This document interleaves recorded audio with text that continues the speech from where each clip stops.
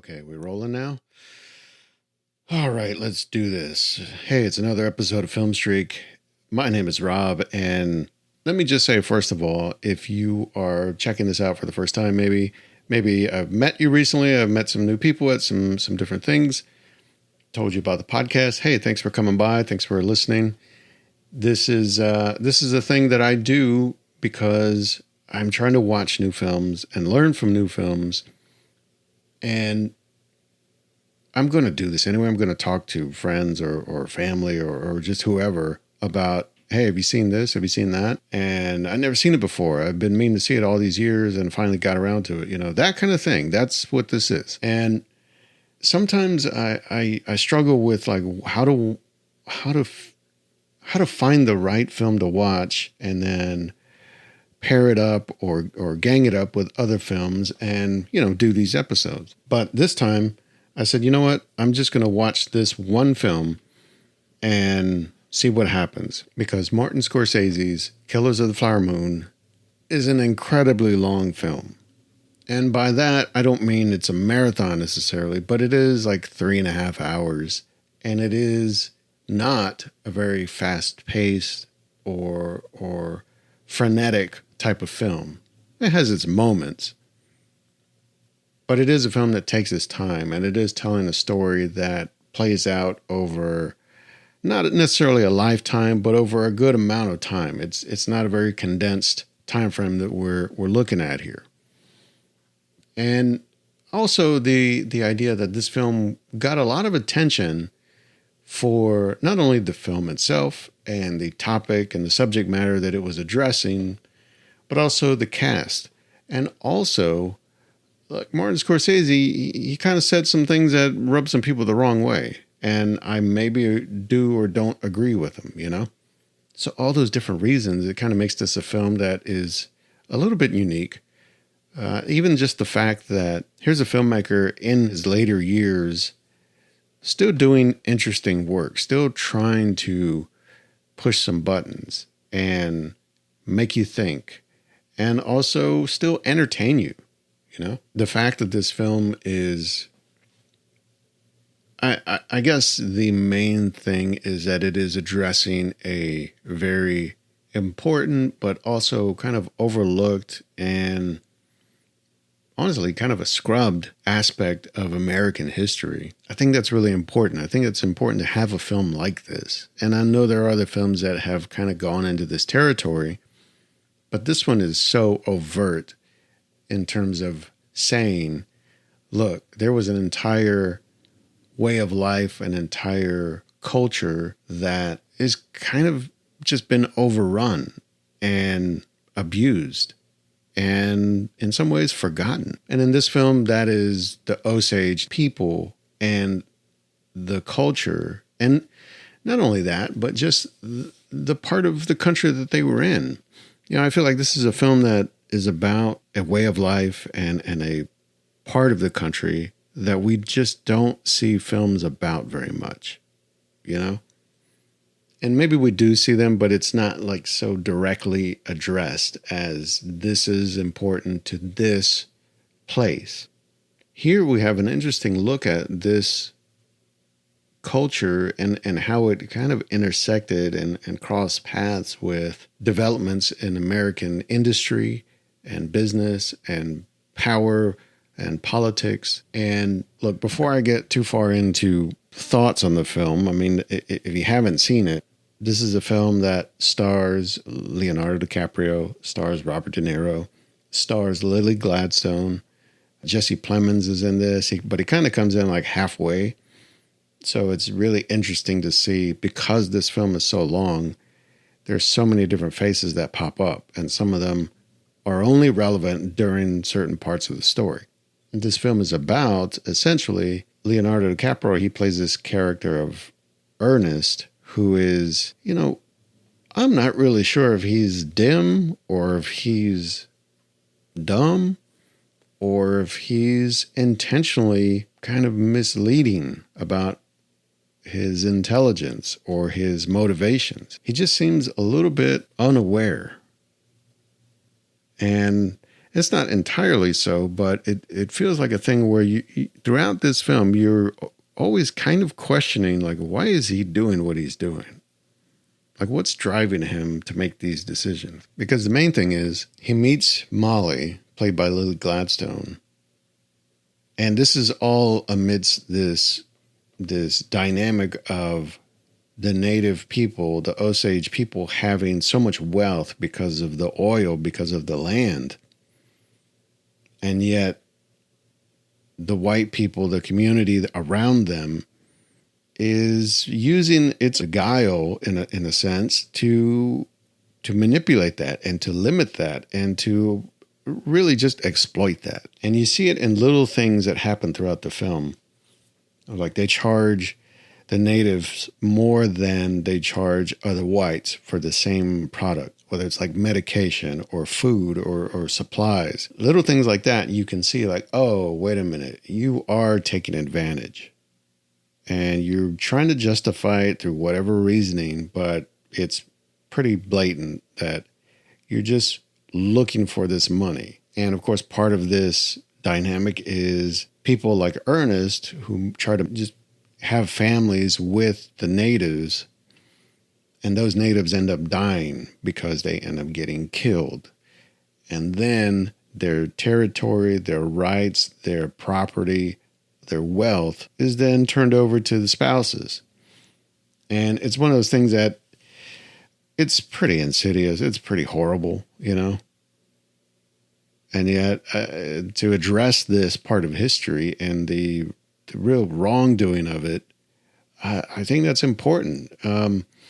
This film doesn't really hold back when it comes to that. I got to say, I mean, it's one of those, it reminds you of like, yes, this is Martin Scorcese.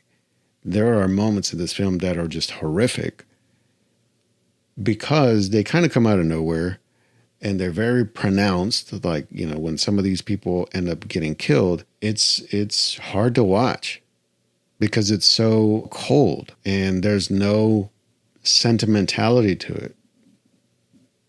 And, and we've seen that in some of Scorsese's other films, of course. But usually we kind of expect that because we're looking at stories that deal with like organized crime or criminal elements, whether it's something like Mean Streets or Goodfellas, Casino, of course, even The Irishman. There are several films that Scorsese has done throughout his career that I guess he's most known for that deal with this kind of thing and this kind of cold-bloodedness, this ruthlessness. And this film, it's really playing on so many different types of stories and styles that Scorsese has used and worked with in all of his films throughout the years. I think it's probably to date so far the best mix of all of these different types of approaches to storytelling. Because, you could say, well, look, he kind of does the gangster movie thing, right? I mean, he really doesn't. If you look at his filmography, he's done a handful. I mean, even something like Wolf of Wall Street, I don't know if that's really necessarily a gangster movie or a mob movie, but it is about organized crime in a sense and people who are just living on the wrong side of the law. But a lot of his other films are not that at all. I mean, something like Silence, which he only did not too long ago. Something like The Color of Money, which doesn't, I mean, it's someone who's kind of morally, maybe questionable, but it's not organized crime. There's no real like violence in it. It's just about a man trying to kind of find his way back into the game in a sense. You have other films that I haven't seen yet, but it's kind of opened my eyes to now. Something like After Hours or The King of Comedy. But this, it uses that kind of cold-bloodedness in a way that it's striking and it grabs your attention and it makes you kind of sit up and remember like, oh yeah, we're dealing with something serious here. But then there's also this element of letting these characters kind of rock and do something different. And especially Leonardo DiCaprio as Ernest, he's really doing he's making a choice in this film. I mean, this is not the same guy that was in Wolf of Wall Street. This is not the same guy that was in The Departed. This is some very different kind of character here. And, Robert De Niro, his character of the uncle, I mean, it's pretty clear. I mean, the first couple of scenes he's in, you're not really sure, like, what is this guy trying to do? What is he after? But as the film goes on, you start to see underneath it. You start to see, oh yeah, this guy's a snake. He's kind of slimy. He's really got a lot of hands and a lot of pockets, and he makes no bones about it. And then we have Lily Gladstone here as Molly, who, really does kind of serve as the core of the film. She is the one that this whole thing hangs on, and yet keeps it very subdued and plays it really understated. Doesn't make a big swing here. And I think that's probably wise, because let these other people be the caricatures, and she can at least be the one that is maybe more authentic, more true to that experience and that culture, by being a little more reserved, maybe being a little more thoughtful, certainly being a lot more caring and compassionate, because of what happens to her character. And of course, this is all based on some real things that happened. So that just, I guess, makes it even more tragic. And so that's kind of the main story, is these three characters, let's say, and the dynamic between them. And then you've got everything around them, which are all the kind of side characters. Some of them are kind of odd and quirky and a little bit sketchy, like you're just not sure how to feel about some people. And then you have a lot of the characters, like in the native community, that feel this pressure that something's not right. Like, these things shouldn't be happening. These murders shouldn't be happening. These sorts of abuses of power shouldn't be happening.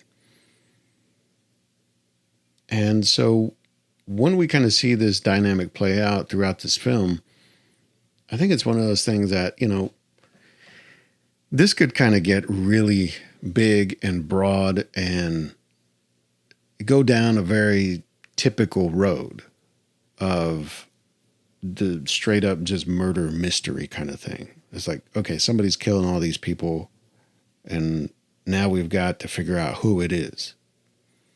But this story, the way it's set up, it does kind of the opposite. It like tells us pretty much right away who's doing the killing and why. And so then we're kind of along for the ride of the character who's doing it, who is also the main character, really, if we're talking about Ernest. He is the one that is involved in all this and even kind of driving it. And so, it's weird. It's like a slasher, serial killer, murder mystery thing where we already know who the person is. And we're kind of seeing it from their perspective. It's kind of strange, And it's funny. It kind of reminds me, in that sense, of something like Saltburn recently, where it's like, oh, here's a guy who is doing whatever he can to make his way and to have a life here in this place with these people, even if it means doing some really horrible things. And even if we're not really clear, like, what his motivations are. And so then it becomes a thing of like, how does he just kind of stay just out of sight, like just stay in the shadows to where people don't know that it's him that's doing these things. It's a very unique way to tell a story like this, because I feel like part of the suspense is he going to get found out?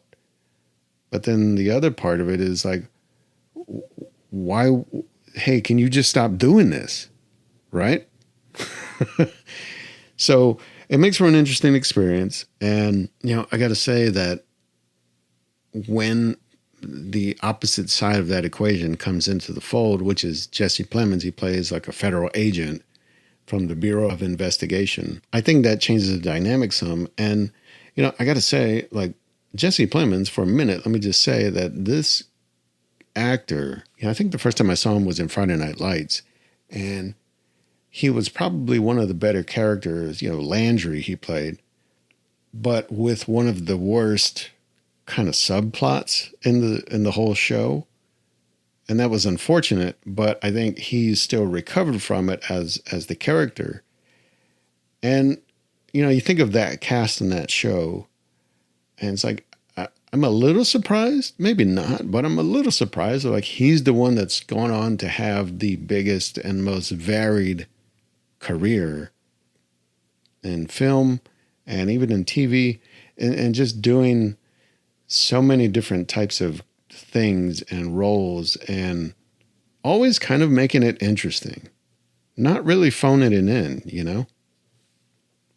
And I think part of it is his demeanor, his approach. Like, it doesn't seem like he's making much of a meal out of it, but it's always somewhat engaging and entertaining, and at least makes you question, like, what is this guy doing? Like, who is this guy?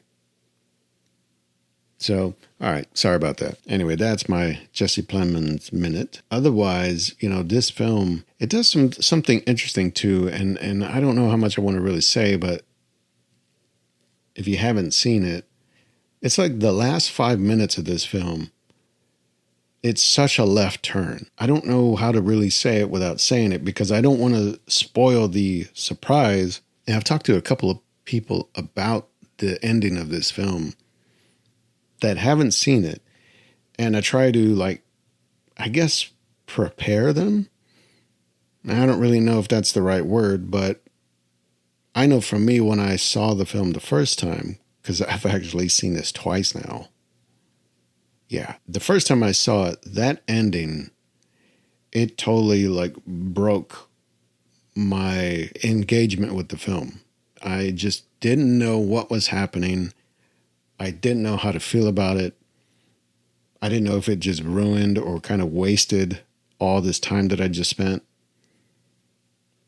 After the film was over, I said, oh, I get it now. I think I get it. Well, you know what? I'm just going to spoil it. I'm sorry. If you haven't seen the film by now, you can stop listening now. Hey, thanks for listening. Check out filmstreak.com, blah, blah, blah, blah, blah. Right? Okay. But the last 5 minutes of this film, there's a time jump. And not only a time jump, but we move away from this whole setting, from these characters, from everything. We're in a whole different place, a whole different time. And we're listening to this stage production, basically, of a cast reading a transcript of the news story about all of these events. They're kind of recapping things and wrapping up the story in a sense. And I didn't understand why at first, because I'm like, wait, why didn't we just finish the story as it was going?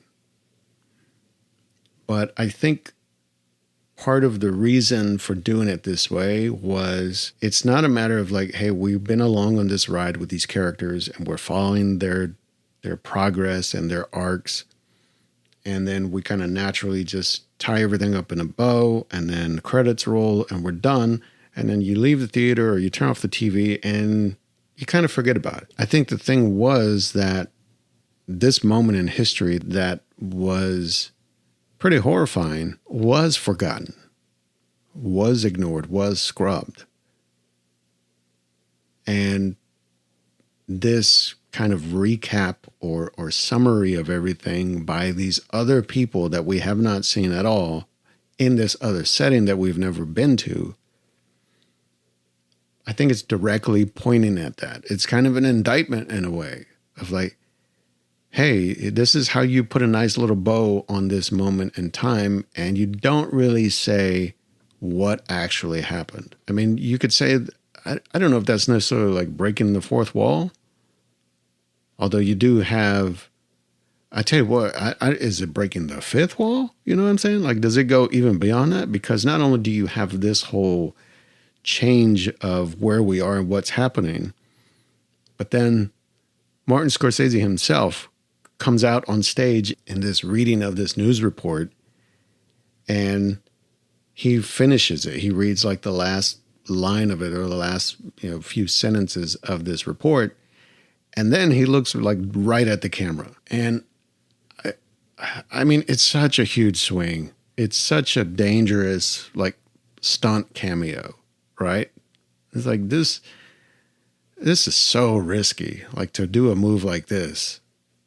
And yet I think it works because it's trying to say something not just about telling this story, but like about how people have not told this story and people have forgotten this story, and how much that has hurt the Native community, and not just the Osage, but all over North America. And so I thought, man, that's a real bold and kind of a genius move to just totally zag at the end and make you sit up, make you say, what? And pay attention. I'm sure for a lot of people it's an absolute turnoff, because I think that's everybody's gut reaction. It should be. I mean, we're just not trained or conditioned to understand storytelling that way, right? But the way it's relevant to this particular story, I think it makes sense. It wouldn't work for most films, or maybe any film that is not trying to make a very specific comment on something. And like I said, I watched the film twice, so seeing it again, it landed better that time. The first time, it was a total surprise, and it totally kind of just made me question what this is. But the second time watching it, you sit through all of that again and watch all those characters go through everything again. And maybe you see a couple things differently, or you connect some dots a little faster, or a little easier. But it's still such an experience, such an extended thing that, yeah, I forgot that was coming again.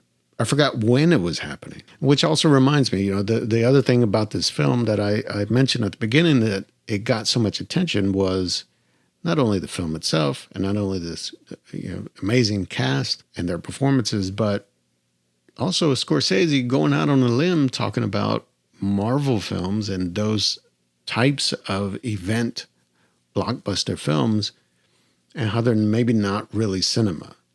They're not storytelling at its finest. And I'm paraphrasing. I don't remember his exact statements on it, but, I think I get what he's saying. And sure, I kind of agree with it, because I'm personally even fatigued with all of the superhero stuff, all of the blockbuster, tentpole action, adventure kind of things. I'll watch them, but it's hard to really enjoy them, because I feel like we've seen enough of it already. And there's not a whole lot that is breaking new ground, And so I get the comments and I get the thought behind it. The thing that occurred to me, though, watching this film, is this film doesn't really feel cinematic either. I mean, if you're talking about the style of it or the techniques, sure. But this doesn't feel like this is a theatrical experience either. I don't want to sit in a theater for 3.5, 4 hours to watch this. And I'm not saying some films aren't deserving of that. But in the era of just top quality, top tier, limited series television, like, why wouldn't this be that? Why make this, 4 hours? Why not make it 6 or 8 hours and flesh the story out even more, and then make this an Apple TV Plus series? You could do all the things that this film does and even more. And yet that's something that would never be in a movie theater. And I guess, if that is the one thing that Martin Scorcese is kind of adhering to, is like, well, I want this to be experienced in a movie theater. And there's not a ton about this film that really demands that. There are some moments because of the location and because of some of the settings and the vistas that we're seeing that really require that big canvas to have the impact. But a lot of the film, I think generally it's like just people talking. And so that's where I kind of feel like, well, wait a minute. You said some things aren't film, but this maybe didn't need to be a film either. It could still have all of the technique and all of the style of filmmaking, of course. I mean, some of the most interesting things I've seen lately have been in series, not even in films. And I know that's kind of hard to take, maybe, as a filmmaker, but I just don't think audiences, put it this way, I might sit through this in a theater. I don't know that the masses are going to sit through this in a theater. That's just not where we're at anymore. I'll sit through, I watched Casino in a theater. I watched The Wolf of Wall Street in a theater. And those are all long movies too. But those moved differently. And I think actually took advantage of the big screen better than this one did. So, I don't know. That's my thoughts on it, I guess. But hey, look, so that's Killers of the Flower Moon. I think it's worth a watch. If you have Apple TV Plus, check it out. But, reserve an afternoon or something like that. Because it's going to take a while. If you haven't seen the film and you don't know what's coming at the end, hey, sorry if I spoiled it for you. Hopefully you didn't finish this episode. And so I don't really got a lot to say now because you probably didn't even hear this. Anyway, you know what to do. Filmstreak.com. Check out the things and go watch something new.